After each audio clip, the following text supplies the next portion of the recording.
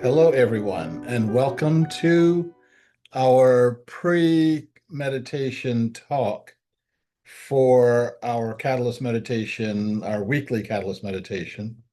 And today I'm picking a really, really big one, and I get to talk about it for 25 minutes, and then we go into our Catalyst meditation. Um, and I've chosen um, democracy is broken. So what's the fix? Um, the first thing of is democracy broken? We can talk about that for a long time. It seems like on the one hand, it seems as though it's not. I mean, we still have elections in this country. You go to the polls, or in the case of Oregon, the polls come to you. And you vote and something happens. In many, many countries that are supposed to be democracies, that doesn't happen. You get the same person over and over and over again. And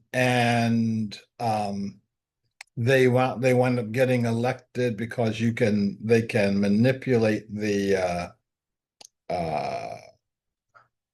what's going on in their area.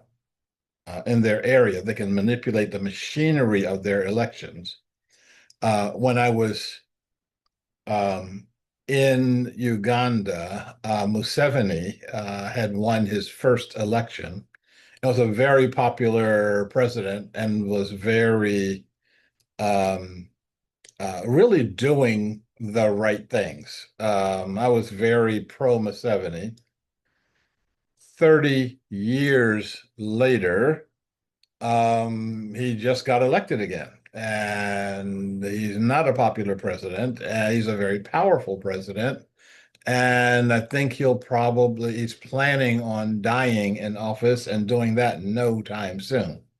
And now is grooming his son to inherit his office. Democracy is broken. We can say that from our point of view also that,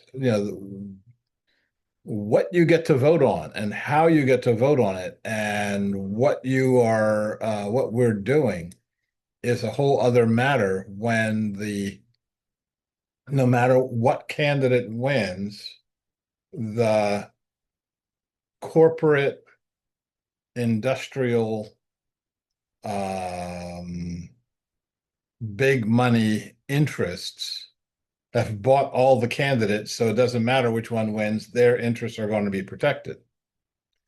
Um, we're looking on the national and international scenes at a president making policies, breaking alliances based on nothing. It's not, I was saying at one point in time, he was based in fantasy land, but it's not even fantasy. It's kind of what he feels like doing when he wakes up in the morning. Um, and we can keep going down that road. The only question I have is why would we do that? We know where that road winds up. Why do we want to continue to put faith in institutions that constantly fail us? And I want to do something now.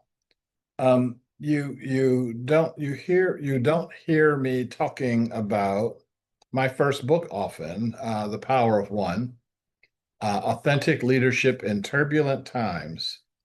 We're still looking for authentic leadership, and the times are more turbulent than ever. But I want to do something now is read from the conclusion. And I said this, 35 years ago? I'm losing track of my uh, of my accomplishments here. But I want to read this because I think that when I said this a million years ago, it was true, and it may be even more true now. Um, um, so I said, new times and new issues call for a new direction. A few brave souls may venture a protest. There's nothing I can do about the Middle East or pollution or why the price of everything is so high. I'm just one person. What power does one person have to change the world? The answer is easy. The power of compassion. When military might has rusted, when temporal fame has vanished, when all worldly powers have come to an end, the true power of compassion can be felt. Great cities turn to dust. Beauty fades. The strong become weak and feeble, but the compassionate truly will inherit the earth. What can the compassionate do to correct our modern day problems? Everything. Compassion is the light which drives out the darkness. Fear, egotism, and arrogance causes us to ignore the pain and suffering of others. Learning compassion, that ultimately I am you, will provide the energy for the profound societal shift necessary for our salvation. Um, so I was a bit younger than I am today when I said that, but I think it's still true. Um, I asked the question of, is this the death of our society? Or what can we do to fix this? We don't fix it. You don't fix a caterpillar. You don't um, work at trying to reverse the process of the dissolution of the caterpillar. The caterpillar is an integral part of this caterpillar butterfly complex.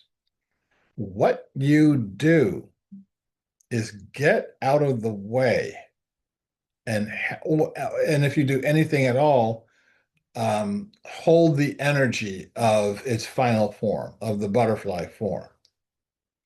If you try to make the birth happen, if you try to stop the birth from happening, you will get consequences.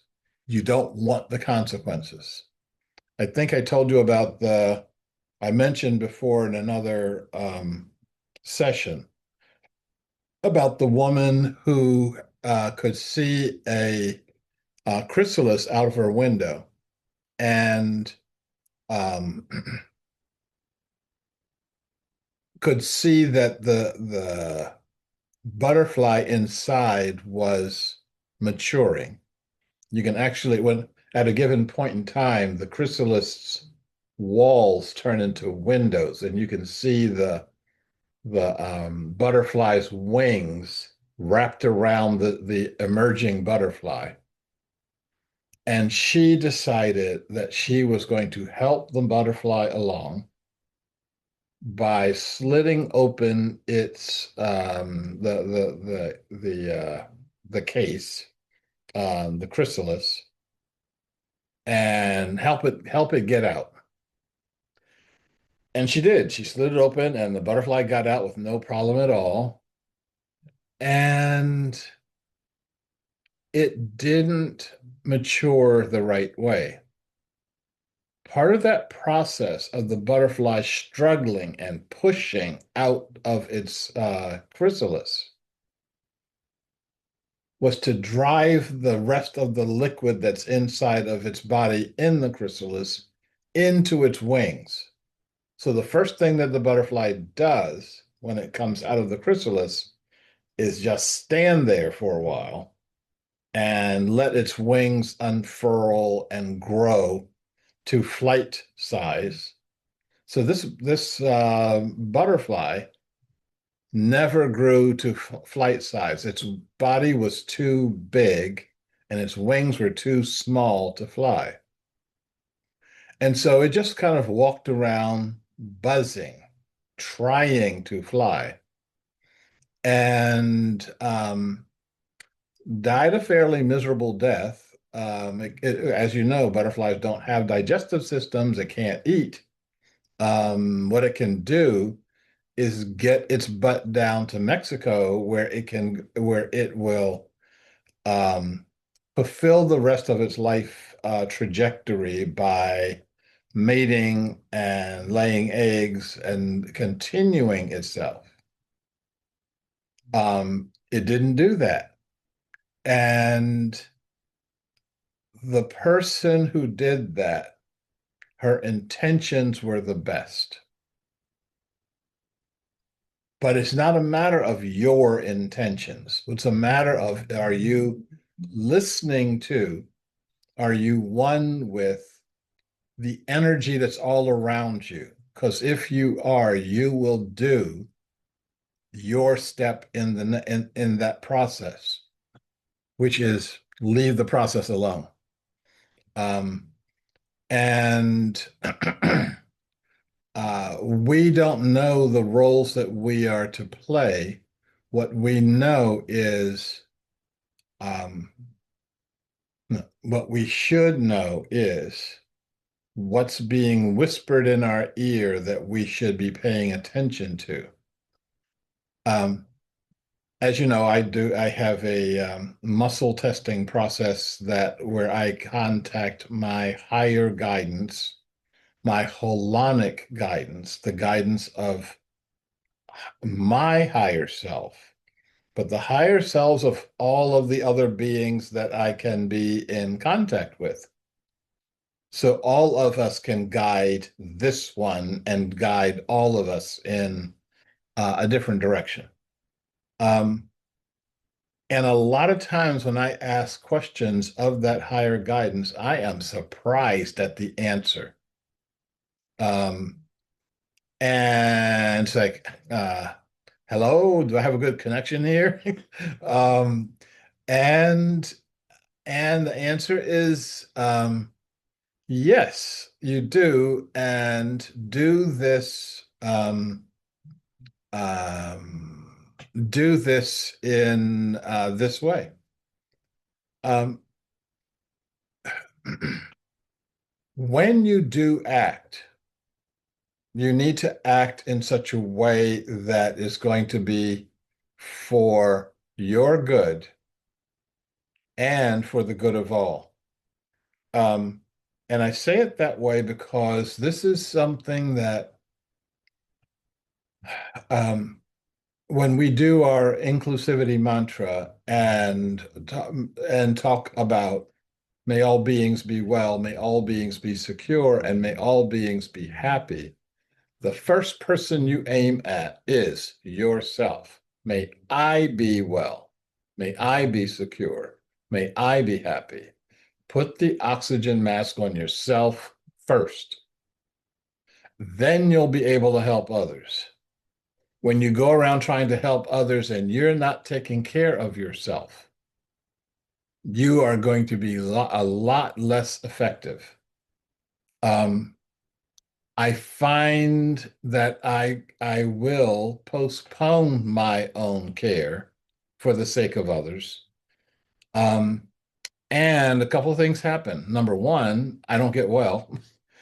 Number two, what I'm working on doesn't come out that well. When you over focus on yourself, even by if you over focus on ignoring yourself, things come out not that great. And so we need to be spending um, enough time listening to the all to hear what the all has to say about this one and act accordingly.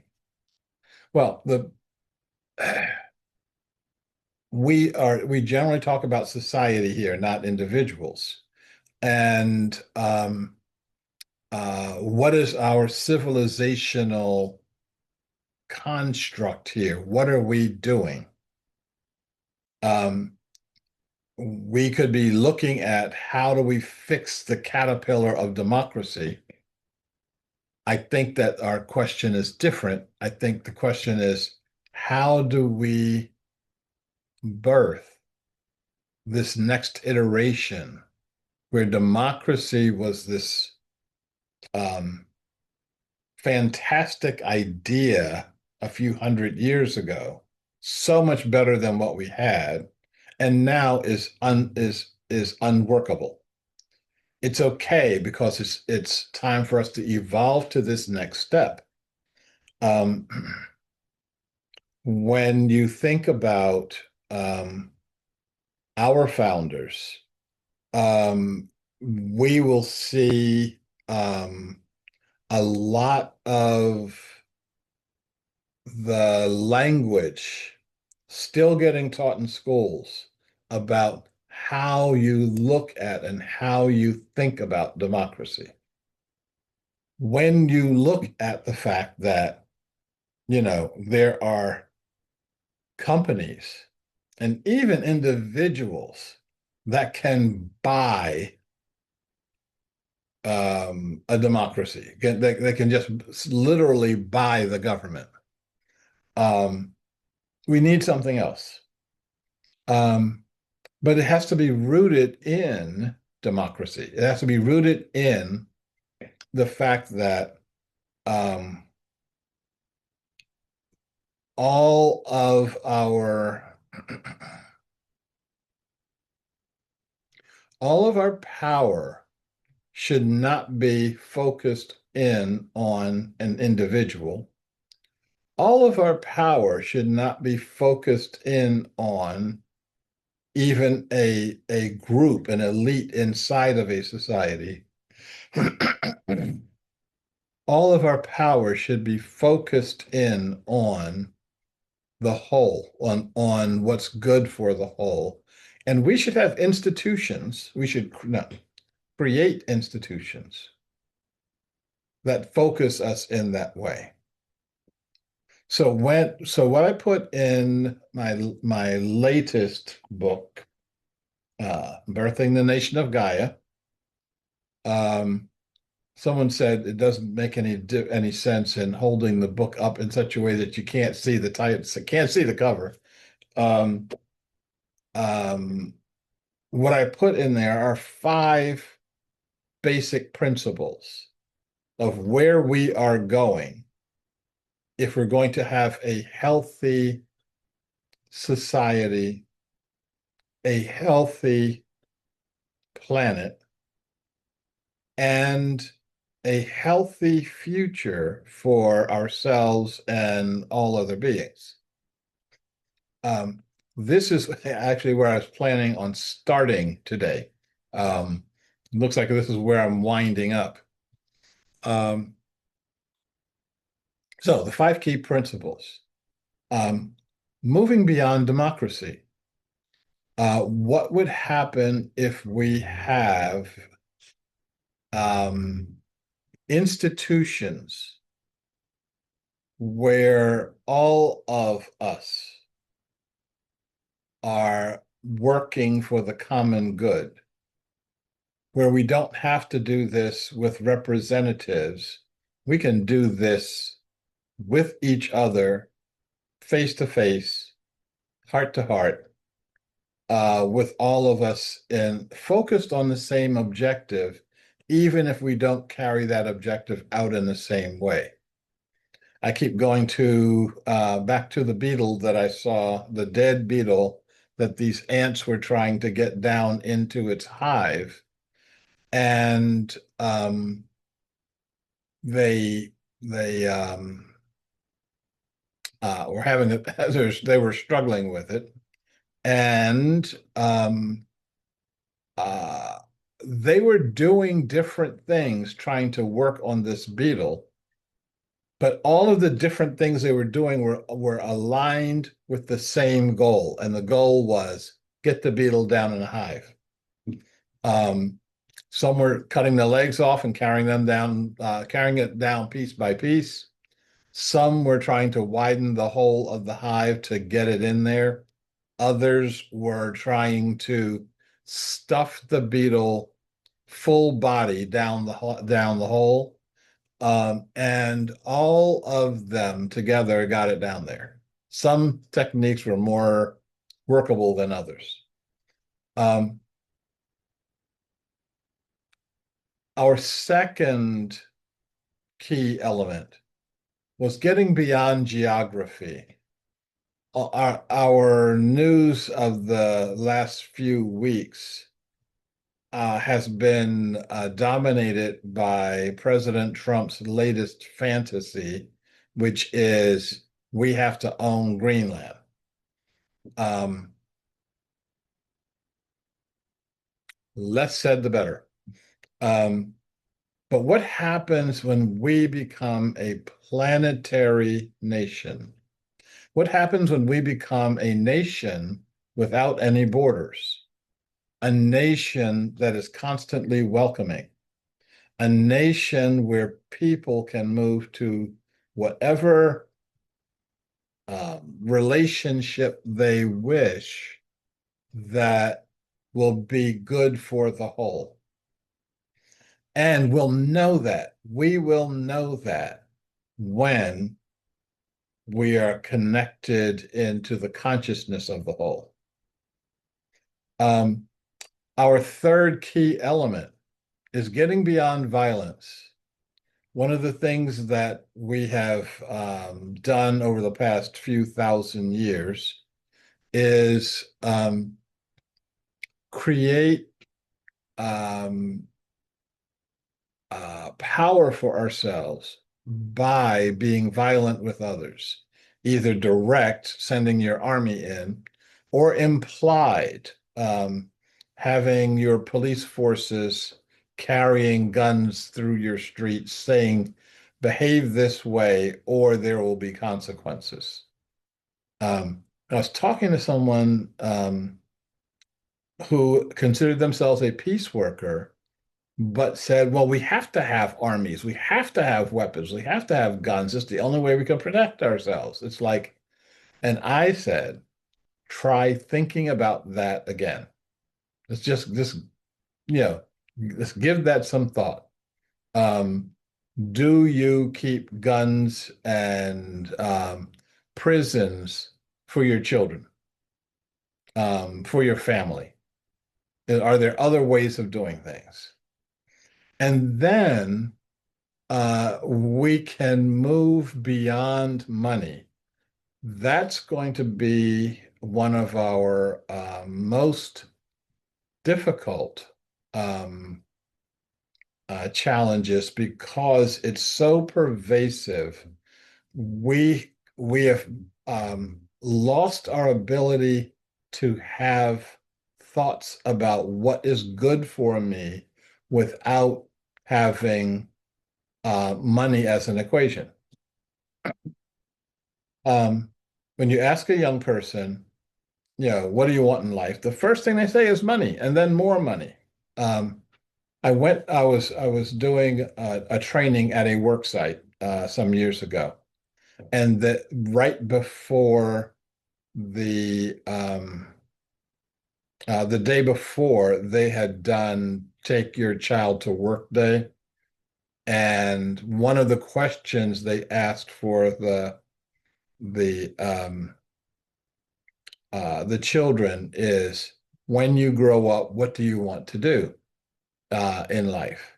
Now, what they wanted to say was, I want to follow in the steps of my mommy or my daddy and do the kind of work that they're doing here. Um, or an element of the work. I want to drive a bulldozer. I want to have an airplane. I want to. And what they all of them said was, I want to be a millionaire. And then somebody else wrote, I want to be a multimillionaire.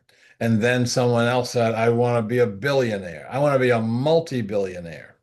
Now, they probably couldn't spell trillionaire. Um, now, and when you ask a person, what is it that you want to do with $1 billion? And they will say, I want an airplane, I want a yacht, I want a mansion, I want 10 mansions. And yeah, you can do all that. But what do you want? What's here for you, and they can't answer the question. I know most adults can't answer the question. Even the ones with the billions can't answer the question.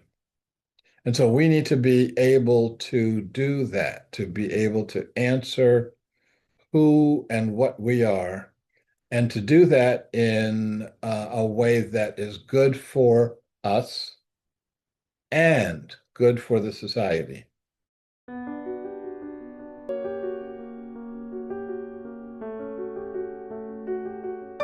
Opening for informal discussion business here. I realize I just did 4 of the 5 key elements of our principles. I left out a nation moving beyond dogma and a nation of spirituality. Very, very dangerous stuff. We have tried that before, and the results have not been good, mainly because we were focusing on